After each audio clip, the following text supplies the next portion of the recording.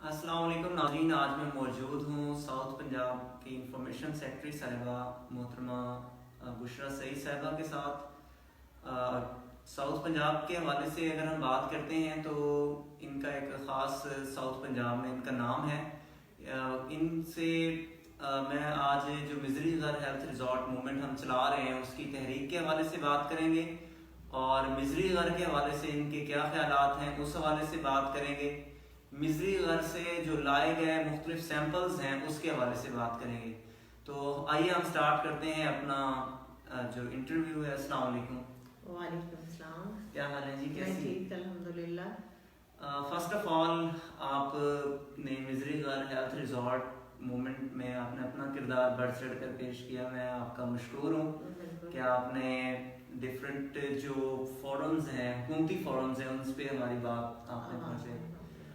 और मैं आपसे ये सवाल करना चाहूँगा कि मिज़री ग़र आपने सबसे पहले कैसे आपने उसको मिज़री ग़र तहरीक को देखा?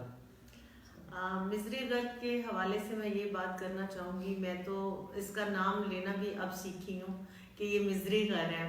मतलब ये कि मुझे एक अजीब सा नाम लगा। मैं एक दिन बैठी, जैसे कि मैं चूँकि साउथ की इंफॉर्मेशन सेक्रेटरी हूँ तो अपना वर्क कर रही थी, तो अचानक से जो है एक जो है यूट्यूब चैनल के ऊपर जो है ना मिज़री ग़र के हवाले से अब्दुल बसीर को मैंने देखा। तो मैंने कहा पता नहीं ये क्या चीज़ है, कौन सा इलाका है, क्या नहीं है। मैंने उसको, क्योंकि वीडियो लंबी थी, मैंने उसको जो है ना फॉरवर्ड कर दिया। फिर एक दिन फिर अचानक से मिज़री ग़र का यही एक सीन मेरे आगे आया। तब मैंने इसको थोड़ा सा देखा, एरियाज को ना। तो तब उसके बाद फिर मैंने इसमें हमारा एक ग्रुप है पीटीआई वर्कर्स, खान वर्कर्स के नाम से, उसमें मैंने जो है इसकी बच्चे की बात सुनी तो वो सीन मेरे आगे घूम गया कि अच्छा ये इस इलाके की बात कर रहा है, ये अब्दुल बसीर नामी बच्चा है। और मैं ये जीसी यूनिवर्सिटी का माशाल्लाह से स्टूडेंट है, उस पे ये रिसर्च भी कर रहे हैं, एमफिल कर रहे हैं। तो इनका मेरे साथ तारुफ हुआ तो मुझे बड़ी हैरानगी हुई कि जब इसने मिज़री ग़र से के हवाले से बात की तो जिस चीज़ को मैं फॉरवर्ड कर कर आगे कर रही थी, मुझे नहीं पता था आज मिज़री ग़र मेरे घर में आ जाएगा। तो मुझे बड़ी हैरानगी हुई मिज़री ग़र के हवाले से सुन के। इतनी मादनियात, इतनी दौलत, वाकई में हमारे मुझे ये चीज़ें देखकर वो याद आ रहा है कि फबी अय्ये अलाई रब्बी कुमा तुकज़्ज़िबान, तो तुम अपने रब की किन किन नेमतों को झुटलाओगे। और इसकी वीडियोस फिर मैं देखने लगी और इसकी मेहनत इस बच्चे की इतनी कि सिर्फ और सिर्फ अपने लिए नहीं, पाकिस्तान के लिए। और जब वो जज्बा मेरे सामने आया तो मैंने पूरा अहद किया इसका साथ देने का। मैं चाहती हूँ कि ये आवाज़ खान साहब तक पहुँचे। वहाँ पे इसने मुझे बताया कि जैतून के मतलब दरख्त जो है उसका पूरा एक जंगल मौजूद है, लाखों की तादाद में। चिलगोज़ा है, ये चिलगोज़ा है वहाँ वहीं का है, ये चिलगोज़ा लेकर आए वहाँ से। और ये सलाजीत है जो कि एक बेहतरीन फॉर्म में है और ये तोले के हिसाब से मिलती है। मुझे तो इसका नहीं पता था इसको मेडिसिन के तौर पे कैसे लिया जा सकता है, ख़वातीन के लिए, मर्दों के लिए, जो ये जोड़ों के दर्द हैं या जो भी चीज़ें हैं। बहरहाल ये एक बेहतरीन वो है, नाम मैंने सुना हुआ था। ये पत्थर है मुख्तलिफ किस्म के, जिसमें जो है आप सबसे पहले मैं आपको ये वाला पत्थर, बल्कि यही दिखाएंगे आपको। ये पत्थर है, आपको वैसे नॉर्मल पत्थर लग रहा है जैसे आम पत्थर होते हैं। ये आप जो ही इसमें लाइट पड़ेगी इसका कलर आप देखिएगा, ग्रीन कलर हो गया है, बिल्कुल ग्रीन हो गया है और लाइट पास हो रही है। जबकि इसकी शक्ल देखें तो बिल्कुल आम पत्थर, यहाँ अगर देखें तो ये इस तरह का पत्थर है, लेकिन जो ही आप इसमें से लाइट गुजारते हैं तो इसकी नेचर टोटली ये डिफरेंट हो जाता है। तो इसकी केमिकल एनालिसिस के लिए मैं इसको लाहौर में जीसी यूनिवर्सिटी के अंदर इसको मैं टेस्ट करूँगा। इसके अलावा हमारे पास ये एक और पत्थर है जो क्लियर क्रिस्टल है, बिल्कुल क्लियर क्रिस्टल है और ये शीशे की तरह का है। माइट भी ये क्वार्ट्स हो, ये वाला पत्थर, क्योंकि इसमें जो मुझे लग रहा है ये क्वार्ट्स हैं। डायमंड हम इसको कंसीडर नहीं कर सकते क्योंकि डायमंड इस तरह मिलना काफ़ी मुश्किल होता है। اور یہ ہارڈ اتنا ہوتا ہے کہ اس سے ہم نے اس گلاس کے اوپر اسکریچ کیے ہیں یہاں پہ، تو یہ اسکریچز یہاں پہ آنا سٹارٹ ہو گئے، اس گلاس کے اوپر اسکریچز موجود ہیں. تو اس کو اگر آپ دیکھیں تو اس کی شائننگ اگر ہم دیکھتے ہیں تو یہ دیکھیں ذرا، یہ انتہائی چبھن والی شائننگ، یہاں سے یہ لائٹ آگے کرنے سے بالکل ریفلیکشن بہت زیادہ ہو رہی ہے. اور باقی یہ جو پتھر ہیں، یہ پتھر میٹیلک پتھر ہیں، اس میں میٹلز جو ہے وہ ریفلیکشن ہو رہی ہے، میٹلز کی شائننگ کر رہی ہیں. یہ لگ ایسے رہا ہے کہ یہ اس میں بہت قیمتی چیز ہے، اس میں کوئی سونا لائک گولڈ، لائک کاپر ہو گیا. بٹ یہ ہے کہ ٹیسٹنگ کے بعد یہ سارے دیکھنے سے تو نہیں ہوتا، لیکن نظر آ رہا ہے کہ یہ پتھر کی شکل نہیں ہے، یہ کچھ یہ میٹلز ہیں، میٹل ٹائپ ہی لگ رہا ہے.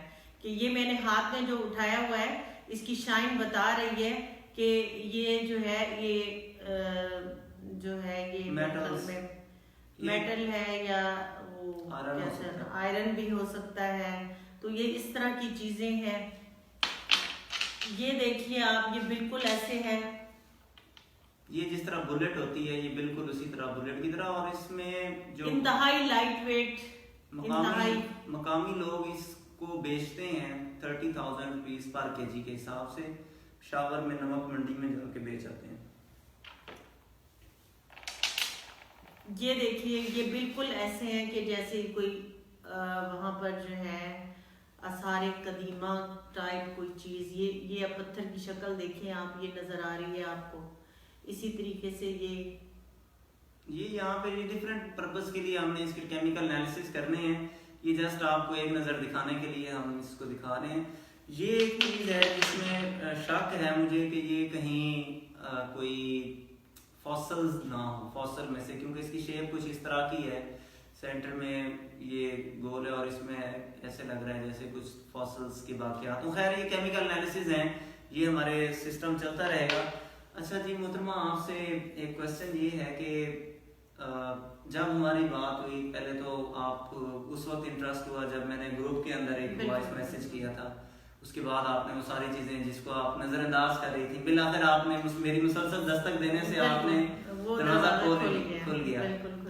تو اس کے بعد جو آپ نے کاوشیں کی محترمہ زرتاج گل کے حوالے سے، جی میں سب سے پہلے مطلب عبدالبصیر کو میں چاہتی تھی پروموٹ کروں، کیونکہ عبدالبصیر کی جو محنت ہے وہ پرسنلی نہیں ہے، وہ پاکستان کے لیے ہے، وہ پاکستان کے معیشت کے لیے کچھ کرنا چاہتا ہے. لائک جس طرح خان صاحب نے ابھی KPK کے گورنر کو بلایا اور کہا کہ جی زیتون کی قلم کاری کروائیں، لوگوں کو بتائیں. تو یہاں تو ایک پورا جنگل موجود ہے زیتون کا نا.